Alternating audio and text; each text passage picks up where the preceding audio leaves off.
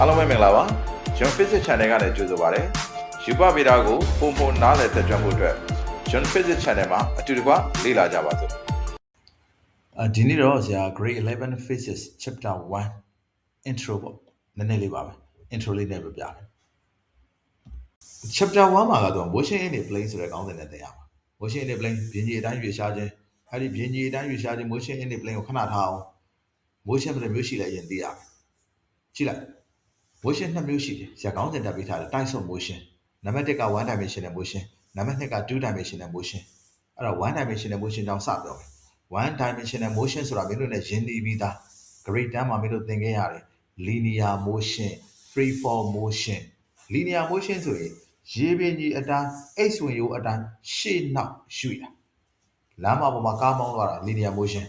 မြင်းဖြောက်အတိုင်းရွှေ့သွားတာ x ဝင်အတိုင်းရွှေ့သွားတာအဲ့ဒါ one dimensional motion free fall ဆိုတာကြတော့ one wheel အတိုင်းအပေါ်အောက်ရွေ့တာ one wheel အတိုင်းအပေါ်အောက်ရွေ့နေတာသူလဲ one dimensional motion one wheel အတိုင်းပဲရွေ့လေရတယ်အဲ့တော့မင်းသိထားမှာ one dimensional motion ဆိုတာ linear motion နဲ့နောက်တစ်ခုကဘာလဲဆိုလို့ရှိရင် free fall motion နဲ့ပြောတာမင်းတို့သင်ခဲ့ပြီးသားအကြောင်းအရာပဲအခုထပ်တင်ရမှာ two dimensional motion two dimensional motion ဆိုတာနှစ်ဖက်မြင်ရွေ့ရှားခြင်းနှစ်ဖက်မြင်ရွေ့ရှားခြင်းကကြတော့နမူနာလေးနဲ့ပြောမယ်ဆိုရင်လှေကားတဲ့တစ်ခုပေါ်မင်းတက်သွားတာလှေကားတဲ့တစ်ခုပေါ်မင်းတက်သွားရင်အဲ့လှေကားတဲ့လေးပေါ်တက်သွားတာလည်းမရအပေါ်ကိုလည်းမြင့်တက်သွားသလိုရှေ့ကိုလည်းရောက်သွားတယ်နမူနာလေးနဲ့ဆရာတို့တိုက်ခန်းတို့ဘာလို့မှရှိတဲ့လှေကားတွေပေါ့ကွာဒါမှမဟုတ်လို့ရှိရင်အိမ်အောက်ထပ်ကနေအပေါ်ထက်ကိုတက်တဲ့လှေကားတွေပေါ့ကွာအဲ့လိုလှေကားတွေပေါ်လမ်းလျှောက်တက်သွားရင်အောက်ကနေအပေါ်ကိုလည်းမြင့်တက်သလိုရှေ့ကိုလည်းနည်းနည်းရွေ့သွားတယ်အောက်ကနေအပေါ်ကိုမြင့်တက်နေတာ y မျိုးတိုင်းရွေ့တာရှေ့ကိုနည်းနည်းရွေ့သွားတာက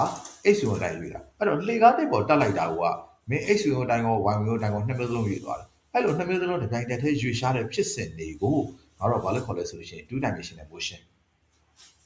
နောက်ဘောလုံးကန်လိုက်တယ်မင်းဘောလုံးတစ်ခုကန်လိုက်အဲ့ဘောလုံးဒီရှေ့ကိုလည်းရွေ့သွားတယ်အပေါ်ဘက်ကိုလည်းတက်သွားတယ်နှစ်မျိုးစလုံးတစ်ပြိုင်တည်းရွေ့ရရဒါဆိုလို့ရှိရင်ဘောလုံးရွေ့ရှားခြင်းကလည်းဘောလုံးကန်လို့ဘောလုံးရွေ့ရှားခြင်းကလည်း two dimensional motion နဲ့ပါအကျုံးဝင်တယ်အဲ့လိုဘောလုံးရွေ့သွားတာဒီစောက်ဝိုင်းပုံတစ်ပတ်မပြည့်ဘူး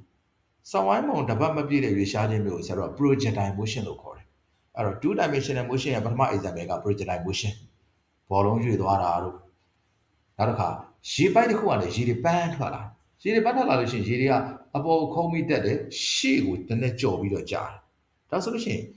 အပေါ်ခုံးမိရှေ့ကိုနည်းနည်းကြော်ပြီးကြာတယ်ဆိုအပေါ်ခုံးတက်သွားတာဒီ y ဝင်ကိုရှေ့ကိုနည်းနည်းကြော်ပြီးကြာတယ်ဆိုတော့ x ဝင်ကိုဒါဆိုရင်ရေပိုက်တစ်ခုကလည်းရေတွေပန်းပြီးထွက်တာကလည်းအဲ့ဒါဝင်ရိုးနှစ်ခုနဲ့ရွေ့သွားတယ် x ရိုးတိုင်းလည်းရွေ့တယ် y ရိုးတိုင်းလည်းရွေ့တယ်အဲ့ဒါလည်း two dimensional motion ပဲသူလည်းစောက်ဝိုင်းပုံလမ်းကြောင်းအပြည့်မဟုတ်တဲ့အတွက်သူ့ကို projectile motion လို့ခေါ်လို့ရတယ်အဲ့တော့ two dimensional motion ရဲ့ပထမ example ဒီ projectile motion ဒုတိယတစ်ခုကကြတော့